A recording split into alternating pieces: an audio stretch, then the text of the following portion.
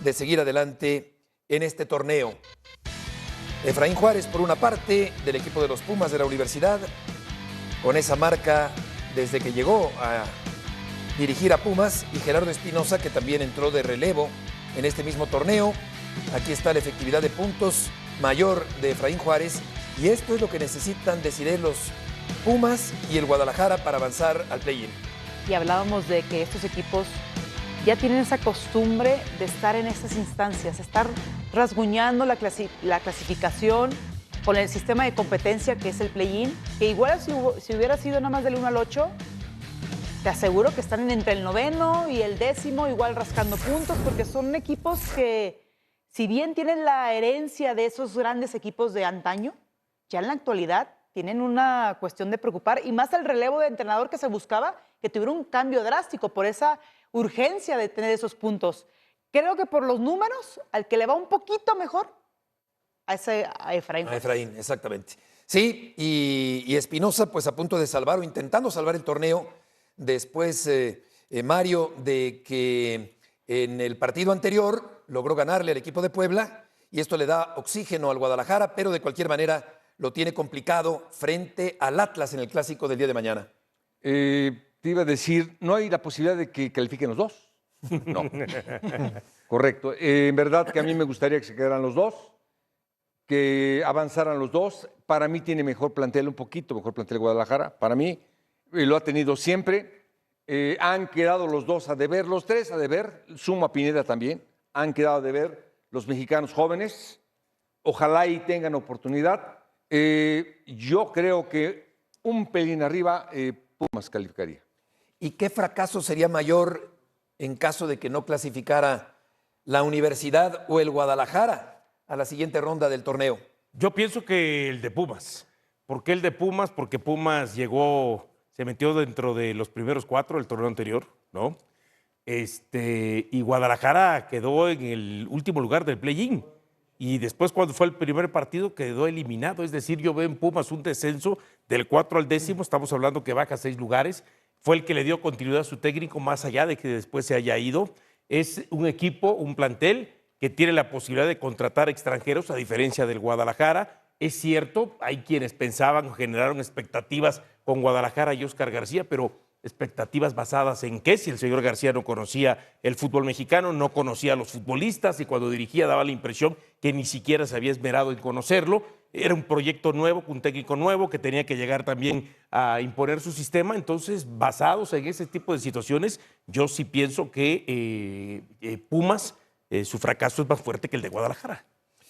¿Y pudiera ser, Paco, el final de la trayectoria de Espinosa en el equipo de las Chivas? En un momento dado pudiera ya no continuar este técnico mexicano tan prometedor, tan capaz, pero que no ha logrado estabilizar al equipo del Guadalajara y hacerlo jugar realmente bien semana con semana. Así es, buenas noches, Beto, Desiree, Dionisio, Mario. La verdad es que cuando se le da la oportunidad a un técnico joven mexicano, uno espera que le vaya bien, uno espera que las cosas funcionen. No es sencillo, no es fácil. Para mí sería fracaso los dos, porque si siendo 8, cuando era la liguilla para 8, y después en un repechaje o un play-in no alcanzas a calificar, realmente tienes que hacer muy malas cosas, muy malas cosas. No todo es responsabilidad de ellos no iniciaron el proyecto, pero se le da la oportunidad, son equipos profesionales, son equipos de mucho peso, tienes que estar preparado. Tienes que estar preparado y tienes que buscarle y buscarle y buscarle hasta que le encuentres, porque sabes que muchas veces ese tipo de oportunidades pasa una sola vez. En el caso de Efraín, creo que Efraín tiene un poquito más de margen de maniobra. Sí. En el caso de Espinosa, me imagino que si las cosas no le funcionan, se va a buscar otra opción. Claro, Efraín tiene más margen de maniobra, sí, porque aparte tiene asegurado que va a continuar el próximo torneo. Claro. Exacto. En el caso de Espinosa, no. Exacto. Entonces, y con Atlas, ya Atlas los eliminó a Chivas, recordemos que los eliminó. Sí, claro. Anterior, no te puedes dar el lujo que te elimine tu archirrival, que te deje fuera del play-in el Atlas. En esta búsqueda, moviendo las piezas, Mario, durante todo el torneo, sí, ha iniciado con Pulido y con Wilke en el ataque. Lo mismo hará mañana frente al conjunto del Atlas de Guadalajara. Pero ¿qué jugadores consideras que tendrían que haber sido más utilizados por los dos entrenadores de este torneo? Sí. Beltrán, a por mí ejemplo. es un plantel que me gusta mucho. Siempre me ha gustado. La mejor línea de 5, la que quieras, la que gustes. Rey, los que estén. Pero yo pondría, por supuesto, a Romo, por supuesto al Guti, 2 volantes. De tercer volante ponía el Piojo, yo ponía al Chícharo y a Pulido, juntos. Yo creo que se tienen que aprovechar su experiencia. No creo que se les haya olvidado hacer goles. Simplemente yo creo que les ha faltado tener la pelota más, tener más opciones de remate, tener más llegada. Guadalajara necesita eso para poder formarnos un juicio de Pulido y del Chícharo. Claro. Yo cada que veo el Chícharo, veo la pelota pasar por todos lados. Corre, pero veo que le pase. No veo jugadas claras. Que eso es parte del equipo. Yo creo que es un buen plantel. Exacto, y hay jugadores como Camberos, por ejemplo, que tiene talento, que tiene habilidad. Me gusta mucho su frescura, su atrevimiento para jugar al fútbol. Rebeldía. Pero claro que es un joven que apenas está empezando. Claro. Pero digamos Beltrán, por ejemplo, un jugador también talentoso, ya con más camino recorrido, ha dejado de ser utilizado prácticamente durante todo el torneo. ¿Es de esos jugadores que quizá pudieron haber cambiado el rumbo del Guadalajara en la campaña? Viene, ¿no? De pronto arranca, después lo sientan y lo que tú quieras. Pero no solamente en la campaña, Beto, sino el tiempo que lleva en Guadalajara. No acaba de consolidarse. Exactamente. No Es acaba. una figura. Claro, no acaba de consolidarse, por lo mismo no acaba de ser regular, consistente, convertirse en un jugador determinante, ¿no? Porque, a ver, pese a su estatura, es fuerte, ¿no? Cuando tiene que ir a buscar el balón y ir al choque, es rápido. Cuando ha logrado pisar el área, cuando algún técnico le ha propuesto esa posibilidad, pues hasta goles metió. Entonces, esa regularidad en el tema de Beltrán es no solamente para este torneo, es qué ha pasado con él en los torneos anteriores. Él tendría que ser uno de los jugadores, por el tiempo que ya tiene, que tendría que pesar mucho más en Guadalajara. Claro, ya tendría que haber cuajado Beltrán. También me gustaría preguntarle a Desiré, ¿cuánto tiempo hace que te retiraste? ¿Tiene poco? 3 meses. Bueno. Apenas, sí. Caso de Pulido y del Chícharo. ¿Qué buscas tú cuando ya quizás no tienes la reacción, obviamente se van disminuyendo tus velocidad. capacidades físicas y demás? ¿Qué buscas? Por ejemplo, ¿te gustaba jugar con 2?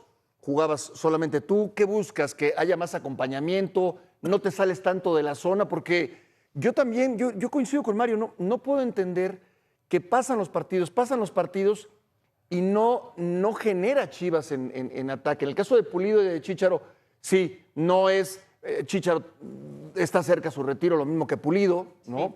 Pero ¿qué se busca en esos casos? Es que tenemos que ver como toda la fotografía completa. Son 3 cambios de entrenador.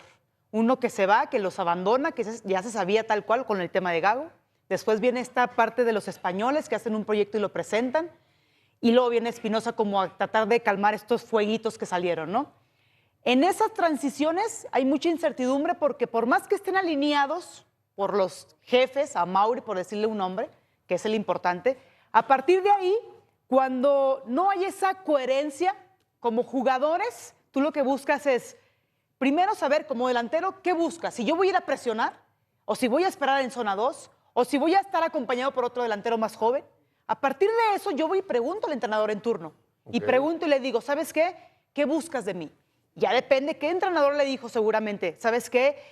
Chicharito, yo quiero que no te muevas de esa zona porque a lo mejor ya no tienes el fogueo para ir, rescatar un balón, cerrar, picar a primer poste o recibir un centro, apoyarte, porque no te da tu cuerpo a 37 años.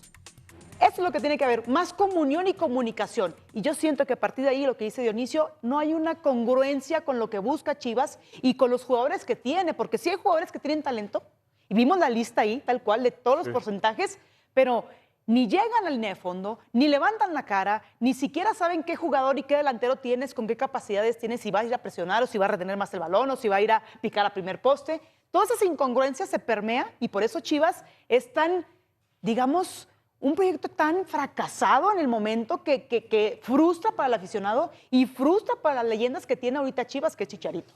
Ahora, en este torneo específicamente, ¿hablaríamos de una falta de capacidad de los técnicos o de que no han logrado hacer del Guadalajara un equipo consistentemente ganador? ¿O es falta de plantel, de un plantel suficiente para competir con puros mexicanos, estos mexicanos actuales?